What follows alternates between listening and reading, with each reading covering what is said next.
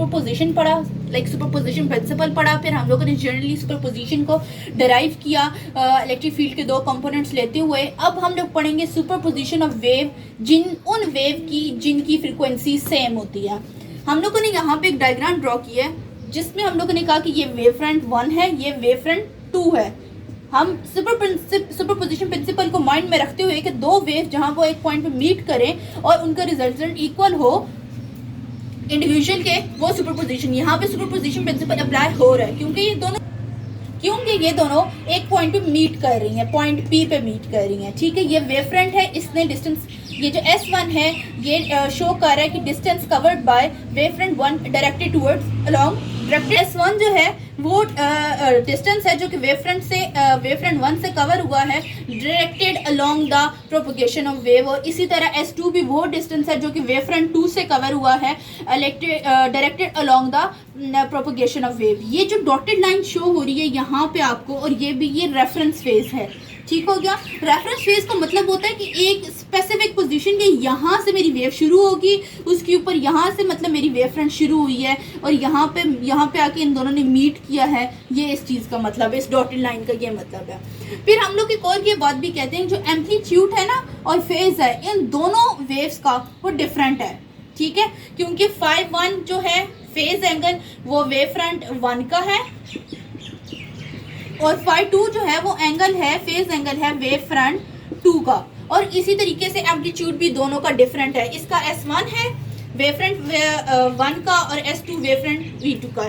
पीछे हम लोगों ने क्वेश्चंस पढ़ी थी ना कि सुपरपोजिशन प्रिंसिपल के अंदर कि E1 = E0 cos k sin kx - omega t plus y1, और इसी तरह E2 की पढ़ी थी E0 cos kx - omega t plus y2। तो अगर मैं x, इनका जो फेज एंगल उसे रिप्रेजेंट कर दूं तो x की जगह में लिख दूंगी S1 और इस x की जगह में लिख दूंगी S2। ठीक हो गया। फिर अब मैं आप लोगों को ये बताऊंगी, हम इस इक्वेशन को चाहते हैं सिंप्लीफाई करना। इस इक्वेशन को सिंप्लीफाई ऐसे करेंगे अगर हम इनके कॉन्टेक्ट फेज एंगल ले ले। Contact phase angle are the α1 and the α2।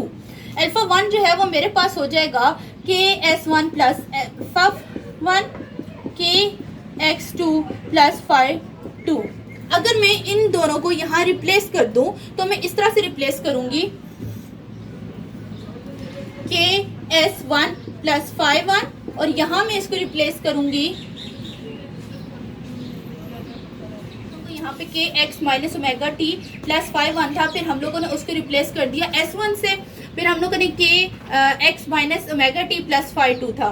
ठीक है, फिर उस x को मैंने रिप्लेस कर दिया S2 से। एंगल तो दोनों इक्वेशंस है, दोनों वेव फ्रंट्स के डिफरेंट हैं, तो अब हमारे पास एम्पलीट्यूड भी दोनों के डिफरेंट हो गए हैं। अब बात आ जाती है कि अब इस इक्वेशन को हमने सिंप्लीफाई करना है। सिंप्लीफाई करने के लिए मैं इंट्रोड्यूस करूंगी कॉन्टेक्ट एंगल जो कि होता है α1, और उसको हम लोग लिखते होते हैं KS प्लस α1, क्योंकि 1 अल्फा के लिए, और α2 = KS2 प्लस φ2।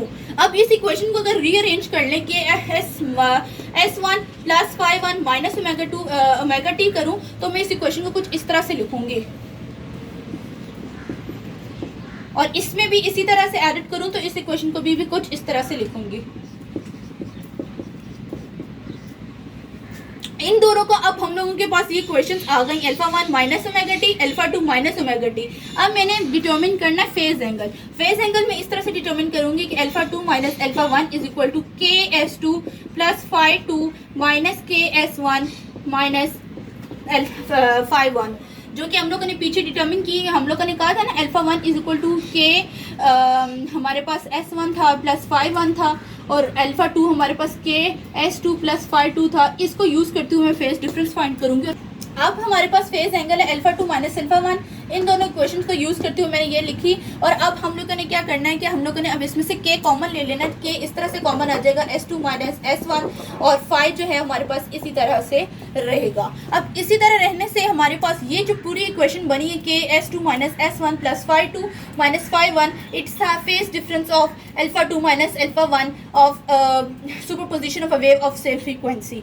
ठीक है, अब मैं इस चीज़ का रिजल्टेंट, ये पॉइंट P पे रिजल्टेंट की बात हुई थी ना कि पॉइंट P वो है जहाँ दोनों वेव्स मीट करेंगी, यहाँ पे इलेक्ट्रिक फील्ड की क्या मैथमेटिकल इक्वेशन बनती है, अब उसको डिटरमिन करेंगे और उसको डिटरमिन करेंगे इस तरह से कि हमारे पास α1 भी सॉरी E1 भी है और E2 भी है। हम लोग इन दोनों को यूज़ करते हुए हम लोग इसका रिजल्टेंट निकाल लेते हैं ER is equal to E। अब मैं इन दोनों इलेक्ट्रिक फील्ड का, उन इलेक्ट्रिक फील्ड्स का जिनकी फ्रीक्वेंसी सेम है, उन वेव्स की जिनकी फ्रीक्वेंसी सेम है, उनके रिजल्टेंट निकालूंगी। ER is equal to E1 plus E2।